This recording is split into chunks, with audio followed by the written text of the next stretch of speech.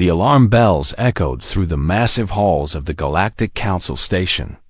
Emergency lights flashed red across every corridor as representatives from hundreds of different worlds rushed toward the main assembly chamber.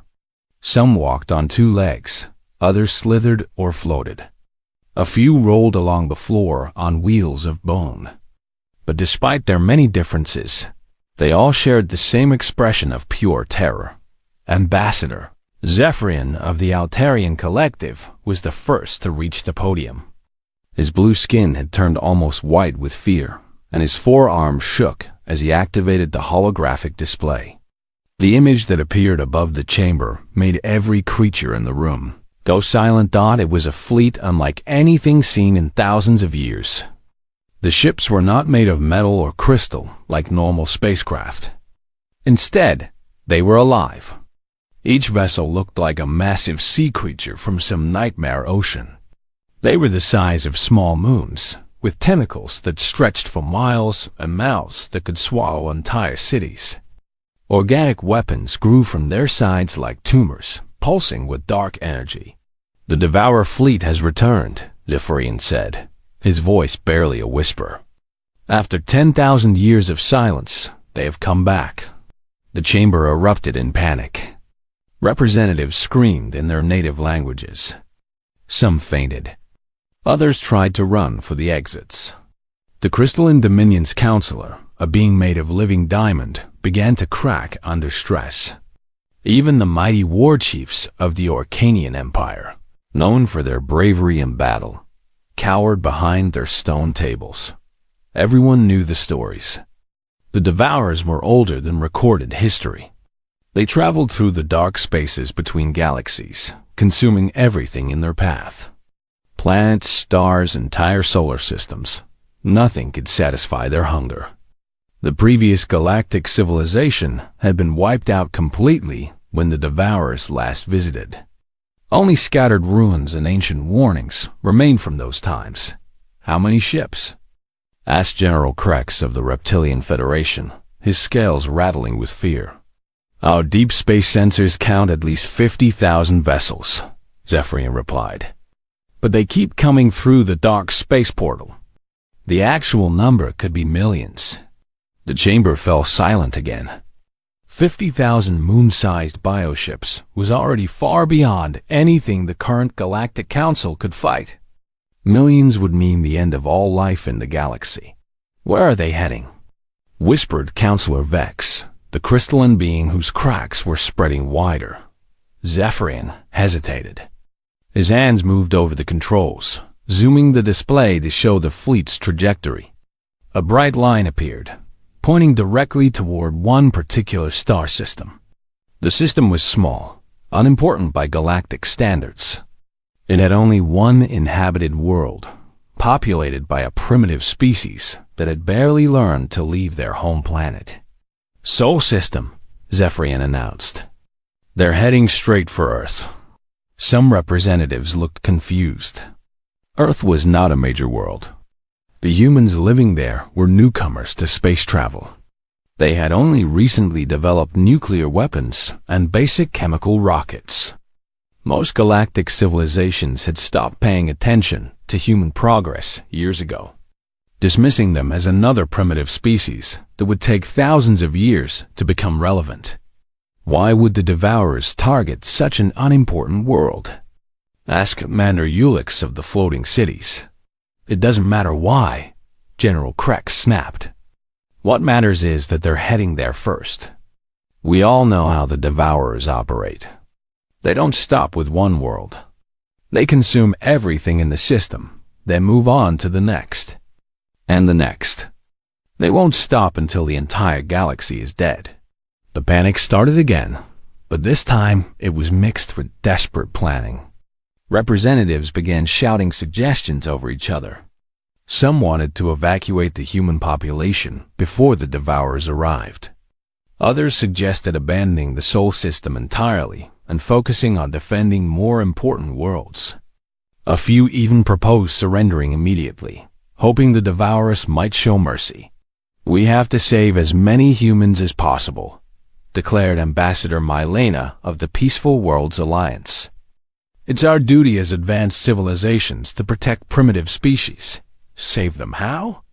General Krex demanded. We have maybe 72 hours before the Devourer fleet reaches Earth. Our fastest ships can't evacuate more than a few thousand people in that time. The human population is over 8 billion. Then we save who we can, Milena insisted.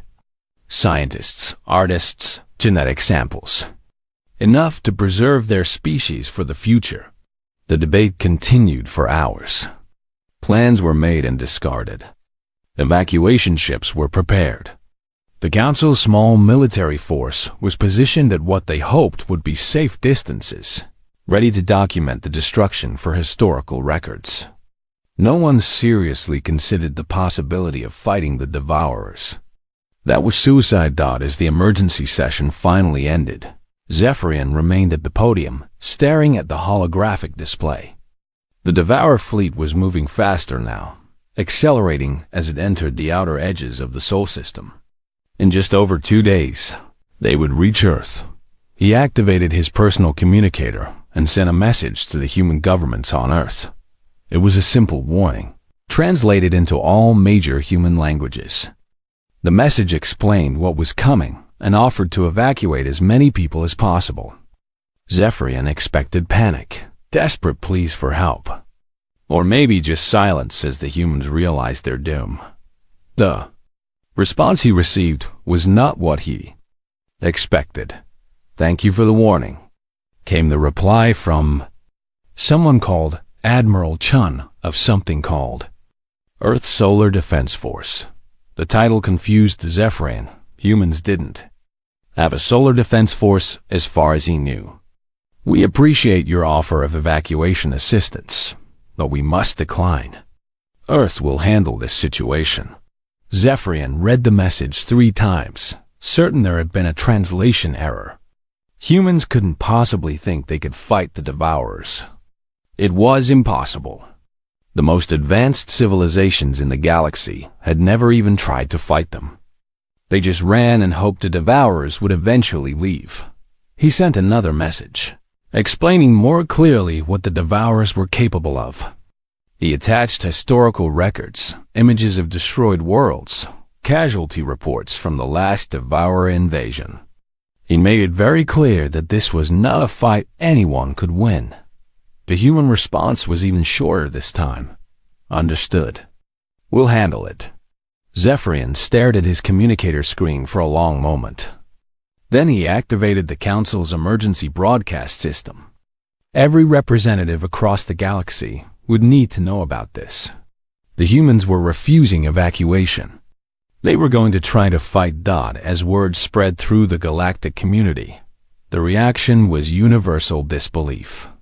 Some thought the humans had misunderstood the situation. Others believed they were in shock and couldn't think clearly. A few suggested that human primitive brains simply couldn't process the level of threat they were facing. But as the Devourer fleet grew closer to Earth, one thing became clear. The humans weren't running. Instead, every human spacecraft in the solar system was moving in the wrong direction. They weren't fleeing toward the outer edges of their system to escape. They were heading inward toward Earth, as if gathering for something. The Galactic Council could only watch and wait. In less than 2 days, they would witness the end of another species. The only question was how long the humans would last before the inevitable end came. The outer edge of the Sol system began to die. Ambassador Zephyrian watched the sensor displays with growing horror as the Devourer fleet arrived exactly when predicted. The bioships emerged from dark space like nightmares becoming real. Their massive organic hulls blocked out the stars as they spread across the system's outer regions. The first target was Pluto. The small dwarf planet disappeared in less than an hour, consumed by 3 of the smaller Devourer ships. They literally ate it, breaking it apart with tentacles and feeding the chunks into massive mouths. The planet's mass was absorbed into the bioships, making them grow larger and stronger. Neptune is next, reported Sensor Officer Clinda, her voice shaking. 5 of the larger vessels are approaching it. The Galactic Council's observation ships maintain their positions far outside the Sol system, recording everything for the historical archives. This was how civilizations died. This was how the Devourers had destroyed the galaxy once before, and how they would destroy it again. Any word from the human governments? Asked General Krex. Zephyrian shook his head. Radio silence for the past 6 hours. Our evacuation ships are standing by, but they haven't sent any people to the pickup points we established. Maybe they're too panicked to respond, suggested Counselor Vex. The crystalline being had partially repaired himself, but stress fractures still ran through his diamond body. Or maybe they're already dead, General Krex said grimly. The Devourers might have sent advance scouts to the inner planets, but the sensors told a different story. Earth was still very much alive. In fact, human activity had increased dramatically over the past day. Thousands of spacecraft were moving throughout the inner solar system. Most were small fighters and transport vessels, but the sensors also detected much larger ships that hadn't been there before. Where did those come from? Zephyrian asked, pointing to the display. Yesterday, the humans had maybe a dozen crewed spacecraft. Now I'm counting hundreds. Clinda adjusted her instruments, focusing on the new human vessels. I don't understand these readings, Ambassador. Some of these ships are broadcasting power signatures that rival our own warships. But that's impossible. Human technology is centuries behind ours. Check the sensor calibration, ordered General Krex. The readings must be wrong. While Clinda worked on the sensors, Neptune died. The Devourer ships surrounded the giant planet like antibodies attacking an infection. Massive tentacles pierced through the planet's atmosphere, draining away its gases. The solid core was cracked apart and devoured piece by piece. Sir, Clinda called out, her voice confused. The sensors are working perfectly. Those human ships really are putting out that much power. And there's something else. They're moving. The display updated to show the human fleet's movements. Every single human spacecraft was accelerating away from Earth and the inner planets. But they weren't fleeing outward toward empty space like any rational species would do. Instead, they were heading directly toward the Devourer fleet. That can't be right, Zephyrian said. Show me again. The trajectory lines appeared on the screen, clear and undeniable. The entire human fleet was on a collision course with the most dangerous force in galactic history. They're going to attack, whispered Counselor Vex. The humans think they can fight the Devourers. The council chamber erupted in shocked conversation. Representatives called out in dozens of languages, all expressing the same disbelief. Some laughed, thinking it was a joke. Others felt sick, knowing they were about to witness a massacre. Zephyrian activated the emergency communication system and sent a direct message to Earth's military headquarters. Human Command, this is Ambassador Zephyrian of the Galactic Council. Your fleet is moving towards certain destruction. Please reconsider your course. We can still evacuate your essential personnel. The response came back quickly, spoken by the same Admiral Chun who had refused evacuation before. But now his voice was different. It was calm, professional, and completely confident. Ambassador, this is Admiral Chun of Earth's Solar Defense Force. We appreciate your concern, but evacuation won't be necessary. We have the situation under control. Under control? Zephyrian couldn't keep the shock out of his voice. Admiral, you're facing an enemy that has destroyed entire galactic civilizations. Your primitive weapons cannot possibly, with respect. Ambassador, Admiral Chun interrupted. Our weapons aren't as primitive as you think. And we're not facing this enemy. We're hunting it. The communication ended abruptly. Zephyrian stared at the console, trying to make sense of what he'd heard. Hunting? No one hunted the Devourers. The concept was insane. "Sir, you need to see this," Clinda called out urgently. The main display zoomed in on the approaching human fleet. What Zephyrian saw made his blood freeze. The human ships weren't just moving toward the Devourers. They were spreading out in formation, taking attack positions that showed clear military planning and coordination. "How many ships?" asked General Krex. "Initial count shows approximately 8,000 human vessels," Clinda reported. "But that number keeps growing. More ships are launching from hidden bases throughout the system." Hidden bases? Zephyrian felt reality shifting around him. What hidden bases? Our surveys showed humans only had basic settlements on a few worlds. Apparently our surveys were wrong, sir. I'm detecting major installations on Mars, several moons of Jupiter and Saturn, and in the asteroid belt. These aren't primitive outposts. They're full military complexes with shipyards, weapons factories, and defensive systems. The council representatives fell silent as the implications sank in. The humans had been hiding their true capabilities. But why? And for how long? "Get me a closer scan of those human warships," ordered General Krex. "I want to know what we're really looking at." The display focused on the largest human vessel, a massive ship nearly 2 kilometers long. Its design was unlike anything in the Galactic database. Instead of the smooth curves favored by most civilizations, it was angular and aggressive. Weapon ports covered its hull like scales on a predator. "Power readings are unprecedented," Clinda reported, her voice barely a whisper. "That ship is generating more energy than a council dreadnought. Its weapons systems are unlike anything in our records." "Where did they get that technology?" demanded Councillor Vex. "Sir," Clinda said, "I don't think they got it from anywhere. The design principles are completely foreign. This is human technology, but it's far more advanced than we thought possible." On the display, Uranus began to die as the Devourer fleet continued its advance. But something had changed.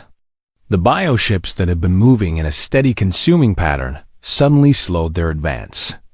Long-range sensors detected increased activity among the Devourer vessels, as if they were communicating with each other. "They've noticed the human fleet," Zephyrian realized. "The Devourers know something is coming." For the first time in recorded history, the Devourer fleet had stopped consuming and started preparing for battle. Their bioships began to change formation, turning their massive forms to face the approaching human vessels. "Admiral," Chen's voice came over the communication system again. But this time, it was broadcast on all frequencies, so every ship in the system could hear it. "All units, this is Solar Command. Target confirmation complete. Enemy fleet composition analyzed. All ships are authorized to engage at will." The human response was immediate. 8,000 warships suddenly accelerated to impossible speeds, racing toward the Devourer fleet like bullets fired from a gun. Energy signatures spiked as weapon systems activated. The space between the two fleets began to fill with the bright trails of missiles and energy beams. "This is madness," General Krex said. "They're going to be slaughtered." But Zephyrian was beginning to suspect something else entirely.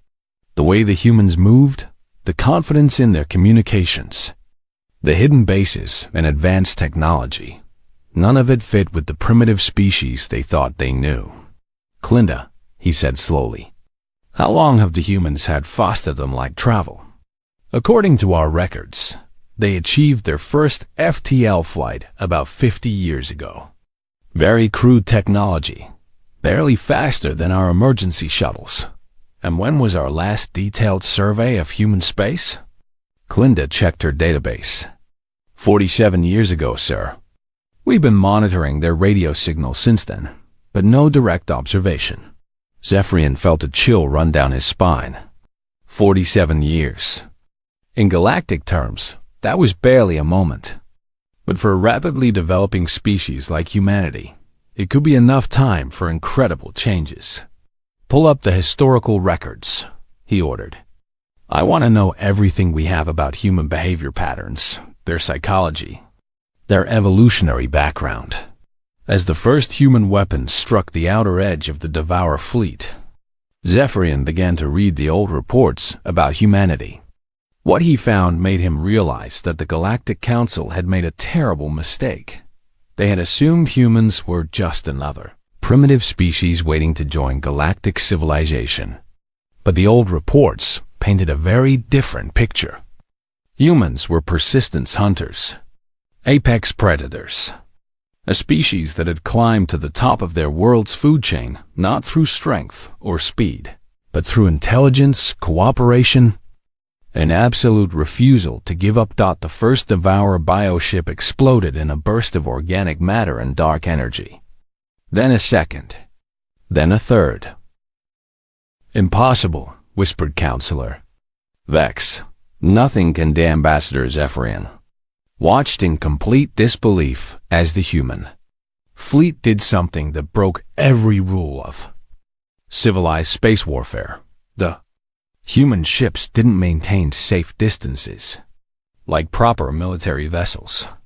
They didn't exchange polite volleys of energy weapons from thousands of kilometers away. Instead, they flew straight at the Devourer bioships and rammed into them at speeds that should have destroyed both vessels.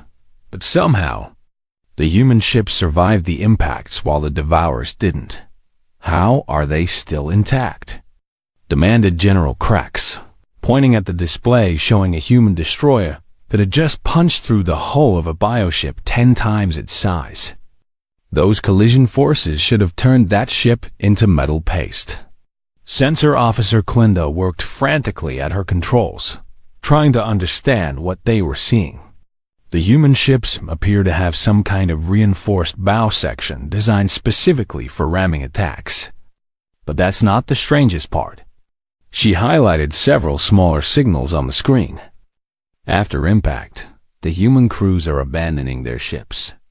But they're not fleeing. They're going inside the Devourer vessels.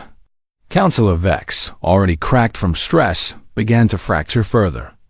Inside, that's suicide. The interior of Devourer ships is full of digestive acids and biological weapons. No one can survive in there. But the sensors told a different story. Human life signs were moving through the bioships, somehow staying alive in conditions that would kill any known species within seconds. Sir, Clinda called out, her voice filled with confusion. I'm detecting explosions inside the Devourer vessels. Small ones, but happening in very specific locations. On the main display, one of the massive bioships began to convulse. Its tentacles stopped moving. The organic weapons growing from its sides went dark. Then, with a sound that carried across space despite the vacuum, the creature ship let out what could only be described as a death scream. The bioship went completely still, floating dead in space. Moments later, human fighters emerged from holes burned through its hull, flying toward the next target. Impossible, whispered General Krax. They killed it from the inside. Zephyrian activated his communication system with shaking hands. He had to contact Admiral Chun and find out how this was possible. Human Command, this is Ambassador Zephyrian. Your tactics are unprecedented. How are your soldiers surviving inside those vessels? Admiral Chun's response was calm and professional, as if discussing the weather. Ambassador, our Marines are equipped with environmental suits designed for extreme hostile environments. The Devourer bioships are dangerous, but no more so than the deepest ocean trenches on our world. The digestive acids are strongly acidic, yes. Our suits can handle that for about 30 minutes, which is more than enough time to locate and destroy the creature's nervous system. Zephyrian felt his world turning upside down. You're treating those ships like animals to be hunted, not spacecraft to be fought. Because that's what they are, Ambassador. They're predators, but so are we. And we're better at it. The communication ended just as another Devourer bioship died. This one cut apart by what appeared to be human soldiers using some kind of molecular cutting tools. The massive creature tried to defend itself by releasing clouds of poisonous gas. But the human attackers simply ignored the chemical weapons and continued their work.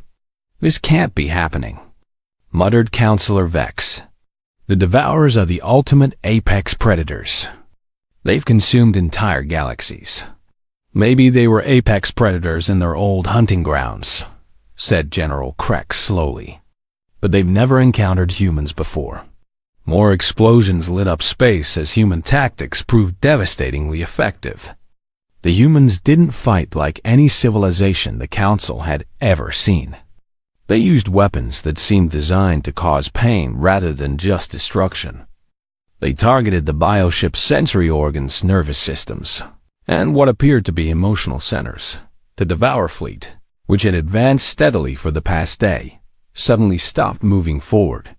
Some of the bioships began to turn around, trying to retreat toward the outer edges of the system. "They're running," Clinda said in amazement.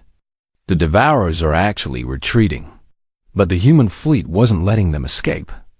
The faster human vessels moved to cut off the retreat, while the larger warships continued their systematic destruction of the bioships. Zephyrian tried to contact Admiral Chun again. "Human Command, the enemy is retreating. You've won. There's no need to continue the slaughter." This time, Chun's response was colder. "Ambassador, these creatures have destroyed entire civilizations. If we let them escape, they'll just find another galaxy to consume. That's not winning. That's postponing the problem. What are you saying?" "I'm saying we don't take prisoners, and we don't leave threats alive to attack others. We finish what we start." The systematic destruction of the Devourer fleet continued for the next 18 hours. The humans showed no mercy, no hesitation, and no sign of fatigue. Their ships seemed to have unlimited ammunition and energy. When weapons were damaged, they were quickly repaired with parts scavenged from destroyed enemies. "Sir," Clinda reported, "I'm detecting something unusual about the human casualties." "What do you mean?" "According to sensors, approximately 37 human ships have been destroyed in the fighting. But I'm tracking 42 human vessels that were previously listed as destroyed.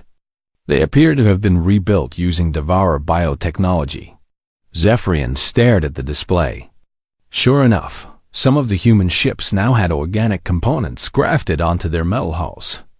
They were using their enemy's own biology against them, adapting and improving their technology in real time during battle. "How are they doing that so quickly?" he asked. "Unknown, sir. But it appears human technology is far more modular and adaptable than we realized. They can integrate alien systems faster than our best engineers could analyze them." A new alarm sounded as the sensors detected something else. "Sir, I'm reading massive energy signatures from the outer system. Something big is coming through the dark space portal." The display zoomed out to show what was approaching. It was another Devourer fleet, this one even larger than the first. Hundreds of thousands of bioships were emerging from dark space, apparently responding to distress calls from the original fleet. "Reinforcements," said General Krex grimly. "The humans fought well, but this new fleet will overwhelm them completely." But Admiral Chun's response to the news was not what anyone expected. "All units, be advised that additional targets are approaching from dark space. Estimated time to engagement, 4 hours. Use the time to resupply and repair." "Targets?" Zephyrian couldn't believe what he was hearing. "Admiral, that's a fleet 10 times larger than what you just fought. Even if you could defeat them, you'd lose everything." "Ambassador," Chun replied calmly, "you're thinking like prey. We don't see a larger fleet as a bigger threat. We see it as a target-rich environment." As if to emphasize the point, the human fleet began to reorganize itself. Ships that had been damaged were quickly repaired. New vessels emerged from hidden bases throughout the solar system, including some that were significantly larger than anything they had seen before. Where do they keep getting more ships? Demanded Counselor Vex. Clinda checked her deep-range sensors. Sir, I'm detecting industrial activity on nearly every solid body in the solar system. The humans have been building ships non-stop for decades. Mars alone has 7 major shipyards operating at full capacity. For how long? Based on the construction patterns, at least 45 years. Since right around the time they achieved faster than light travel. Zephyrian felt pieces clicking into place in his mind. They've been preparing for this. Not just for the Devourers, but for any major threat to their species. They've turned their entire solar system into a fortress. But how did they know the Devourers would come here? Asked General Krax. Maybe they didn't, Zephyrian said slowly. Maybe they just assumed that something would eventually try to destroy them. And they decided to be ready for anything. The second Devourer fleet was now entering the outer solar system. Their massive bioships blotting out even more stars. But instead of feeling fear, Zephyrian found himself watching the human fleet with a mixture of awe and terror. The humans weren't running. They weren't calling for help. They weren't even particularly concerned.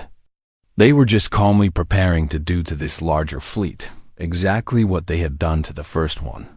Counselors, he said quietly, I think we need to seriously reconsider everything we know about humanity. As the second battle began, with human ships once again charging directly into enemy formations, using tactics that defied all military logic, Zephyrian realized that the galaxy's understanding of space warfare was about to change forever. The Devourers had ruled through fear and overwhelming force. They had never encountered a species that treated overwhelming force as just another tactical challenge to solve. They had certainly never met a species that considered being outnumbered to be an advantage rather than a problem. Sir, Clinda whispered, I don't think the humans are just fighting for their planet. I think they're fighting for sport. The second Devourer fleet was dying even faster than the first. Ambassador Zephyrian watched the tactical display with growing alarm as human ships systematically destroyed biovessels. That should have been impossible to kill. But what truly terrified him wasn't the human victory. It was what the deep space sensors were now revealing about the galaxy itself. Sir, Sensor Officer Clinda said, her voice shaking, you need to see this. I've been running extended scans while monitoring the battle, and I'm detecting anomalies. What kind of anomalies? Zephyrian asked, though he was beginning to suspect he didn't want to know. Human energy signatures, sir. Hundreds of them. Throughout the galaxy. The main display shifted from the Battle and Sol system to a galactic map.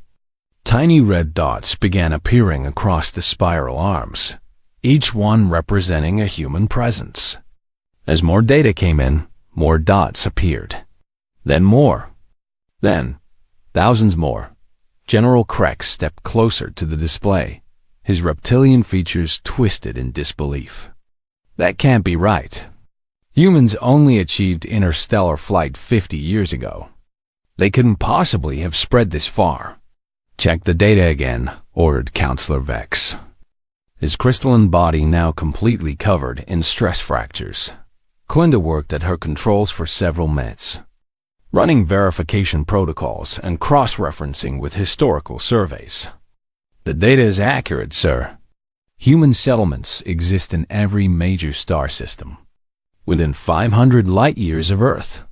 Many of them appear to be fully militarized colonies with shipyards and defensive installations.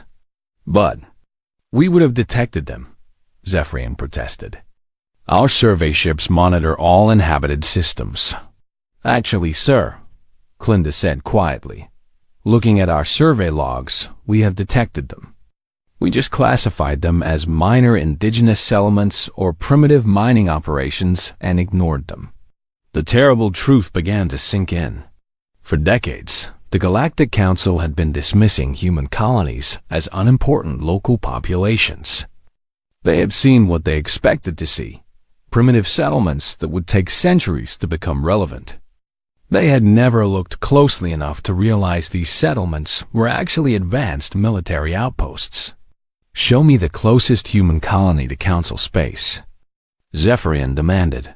A new image appeared on the display. It showed what their records listed as a small mining settlement in the Kepler system. But the current sensor data revealed the truth. The settlement was actually a massive military complex with orbital shipyards, defensive platforms, and what appeared to be a fleet of warships hidden behind the system's largest moon. "How long has that been there?" asked General Krex. "According to our records, 23 years. We last surveyed it 18 years ago and classified it as no strategic value." More data flowed in as their deep space sensor network updated. Human colonies weren't just scattered randomly through space. They formed a carefully planned network, with each settlement positioned to support the others. Communication relays, supply lines, mutual defense pacts. It was a galactic infrastructure that had been built quietly and efficiently while the Council wasn't paying attention. "They've been planning this for decades," Zephyrian whispered. "Not just preparing for the Devourers, but for any threat to their species." "Sir," Clinda called out urgently, "I'm detecting new activity from the human colonies. They're mobilizing." The galactic map updated again, showing movement from hundreds of human settlements. Ships were launching, fleets were forming, and communication traffic was spiking between colonies. Zephyrian opened a communication channel to Admiral Chun. "Human Command. We're detecting military activity from your colonies throughout the galaxy. What are you mobilizing for?" Chen's response was immediate. "Ambassador, we've confirmed that the Devourer threat extends beyond the Sol system. Our colonies are implementing standard threat response protocols." "Standard protocols?" "Every human settlement is required to maintain sufficient military capability to defend itself and provide support to other colonies if needed. We're coordinating a galaxy-wide response to ensure the Devourer threat is completely eliminated." The implications hit Zephyrian like a physical blow. The humans weren't just fighting to defend Earth. They were preparing to hunt down and exterminate the Devourers throughout the entire galaxy. "Sir," Clinda reported, "long-range sensors are detecting Devourer activity in 7 other star systems. Bioship signatures matching the fleet we encountered." "And the human response?" "Human fleets are already moving toward all 7 systems. Estimated arrival times suggest they've been tracking these Devourer groups for some time." General Krex turned away from the display, his scales pale with shock. "They've been watching us. All of us. They know where every threat in the galaxy is located, and they've been quietly positioning themselves to deal with those threats." The battle in Sol System was now nearly over. The second Devourer fleet had been reduced to scattered wreckage, with human ships hunting down the few survivors. But instead of celebrating victory, the human fleet immediately began organizing for departure. "Admiral Chun," Zephyrian called, "where are your ships going now?" "Dark space, Ambassador. We're following the Devourer retreat path back to their source. Can't risk them regrouping for another attack." "That's impossible. No one has ever successfully navigated dark space. We've been mapping dark space routes for 30 years, Ambassador. The Devourers aren't the only things that use those pathways." Another shocking revelation. The humans have been exploring the spaces between galaxies, the void that even the most advanced civilizations avoided. They have been mapping routes, studying threats, and preparing for dangers the Council didn't even know existed. "How?" Zephyrian asked weakly. "How did you accomplish all this without anyone noticing?" Admiral Chun's response was patient, as if explaining something obvious to a child. "Ambassador, we noticed that galactic civilization tends to ignore species they consider primitive. So we let you keep considering us primitive, while we prepared for the threats you were either unwilling or unable to face. The communication ended, leaving the council chamber in stunned silence. Representatives from hundreds of species stared at the displays, showing the true scope of human expansion and preparation. The primitives they had dismissed had quietly become the galaxy's most capable military force. "Sir," Clinda whispered, "there's more. I'm detecting massive energy signatures in dark space itself. Something huge is moving." The display zoomed out even further, showing the spaces between galaxies. Dark space had always appeared empty on sensors, just void between the spiral arms. But now, with the sensors specifically tuned to detect human signatures, they could see the truth. Dark space wasn't empty. It was full of human installations, research stations, early warning systems, and what appeared to be massive military bases positioned at strategic points throughout the void. The humans had turned dark space itself into a defensive network. "How long have they been out there?" asked Counselor Vex. "Unknown, sir. But based on the size and complexity of these installations, at least 20 years. Possibly longer. And we never detected any of this." "We never looked, sir. Our surveys focused on inhabited star systems. We never thought to scan empty space." Zephyrian realized the full extent of their blindness.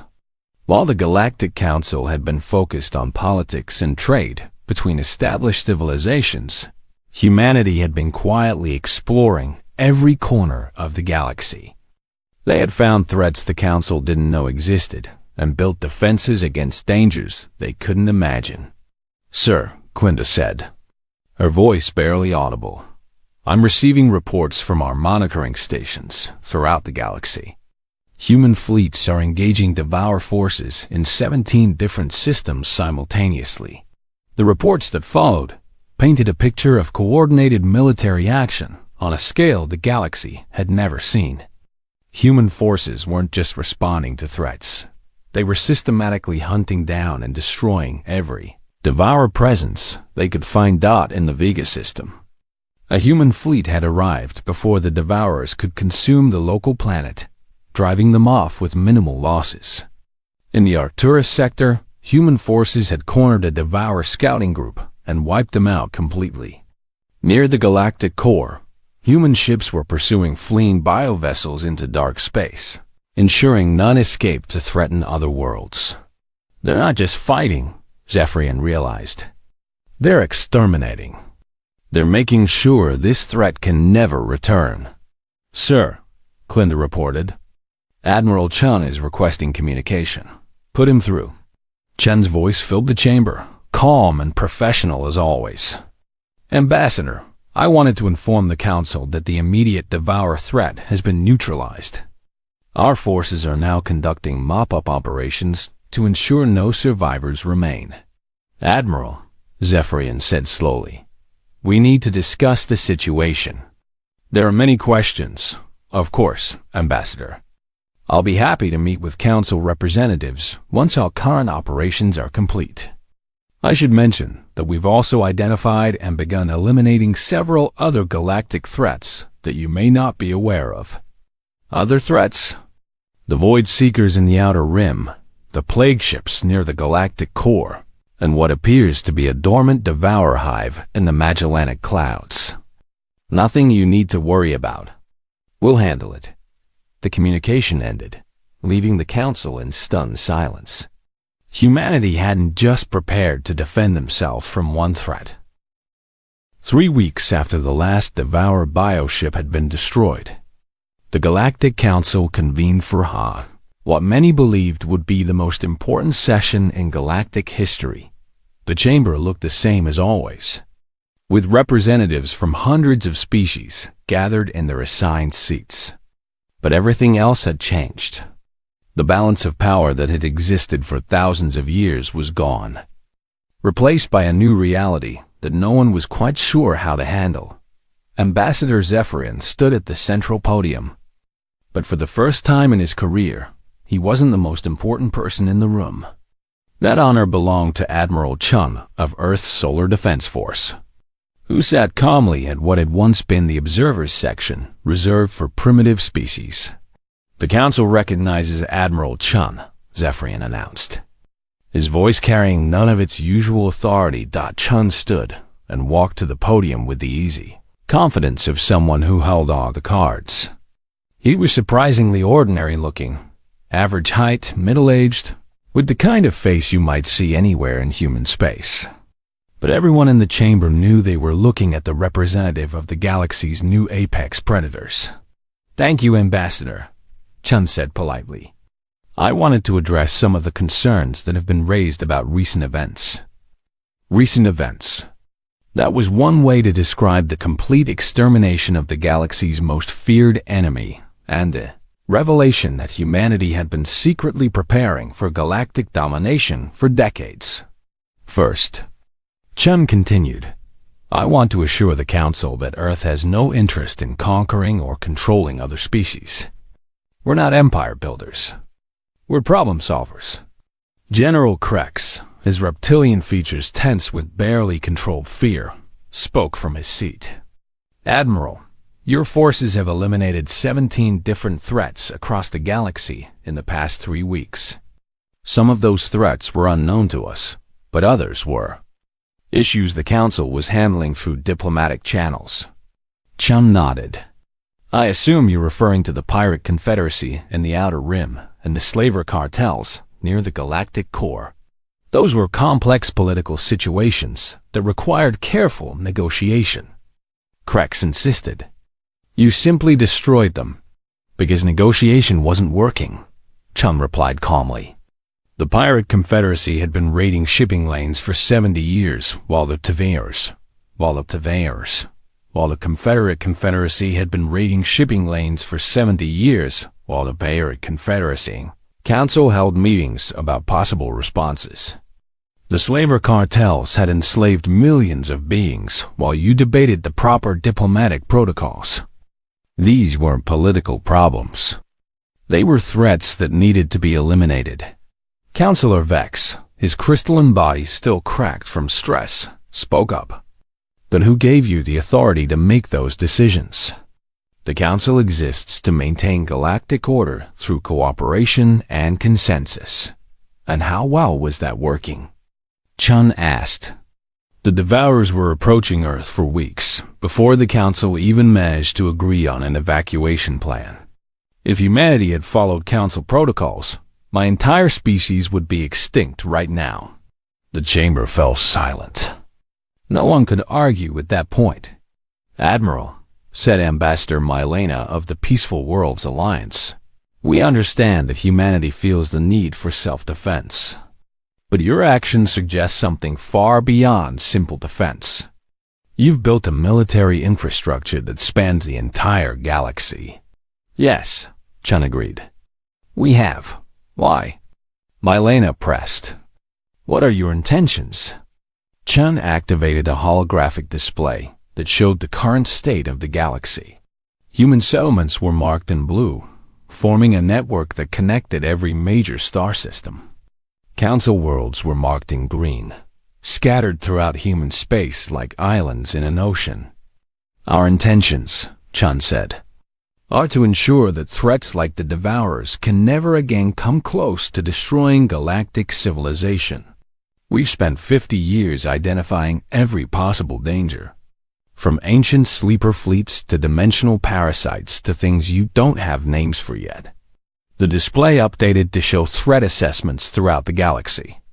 Red markers appeared in dozens of locations, each representing a potential danger that the Council had never detected. "The galaxy is not a safe place," Chun continued. "It's full of predators, parasites, and ancient weapons left behind by civilizations that made the same mistake you've been making." "What mistake?" asked Zephyrian. "Thinking that civilization means being civilized," Chun replied. "Thinking that if you're peaceful and diplomatic and cooperative, the universe will leave you alone. The universe doesn't care about your good intentions. It only understands strength." General Krex stood up angrily. Are you saying that thousands of years of galactic cooperation have been worthless? I'm saying they've been possible because someone was finally willing to deal with the threats you've been ignoring, Chun answered. You've had thousands of years of peace because the dangerous species either killed themselves off or retreated to the dark spaces. But they were always out there, growing stronger, waiting for the right moment to return. Counselor Vex gestured to the display. And you appointed yourselves as the galaxy's protectors? No, Chun said. We appointed ourselves as the galaxy's immune system. Protectors try to shield you from danger. We eliminate danger before it can reach you. The distinction was subtle but important. Protectors could be argued with, reasoned with, convinced to change their methods. An immune system simply destroyed threats without asking permission or explaining its actions. What do you want from the Council? Asked Ambassador Milena. Nothing, Chun replied. You can continue governing your member worlds however you like. Trade, diplomacy, cultural exchange, all of that can remain exactly as it was.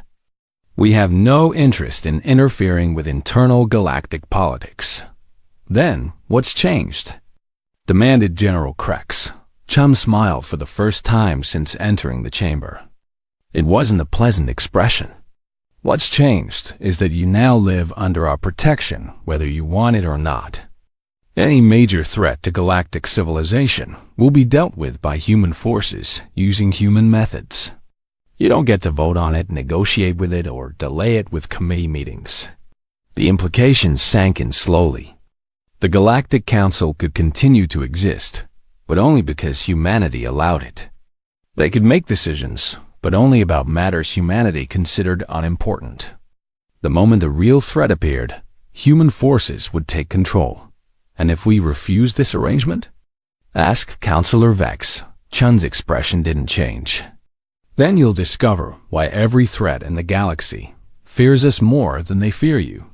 The threat was delivered so calmly and politely that it took several seconds for its full meaning to register. Humanity wasn't asking for permission to be the galaxy's dominant species. They were informing the Council that they already were. Admiral, Zephyrian said carefully, surely there's room for compromise. The Council has governed the galaxy successfully for thousands of years. Our experience and diplomatic knowledge could be valuable to your protection efforts. Actually, you're right, Chun said, surprising everyone. We could use your help with something. Hope flickered in the chamber. Perhaps humans could be reasoned with after all. We're planning an expedition to the Andromeda Galaxy, Chun continued. Our deep space sensors have detected several potential threats there that could eventually pose a danger to this galaxy. We could use the Council's help with logistics and coordination. The hope died quickly. Humans weren't asking for help governing the galaxy. They were asking for help hunting threats in other galaxies. How? How many of you are there? Whispered Ambassador Milena. Classified, Chun replied.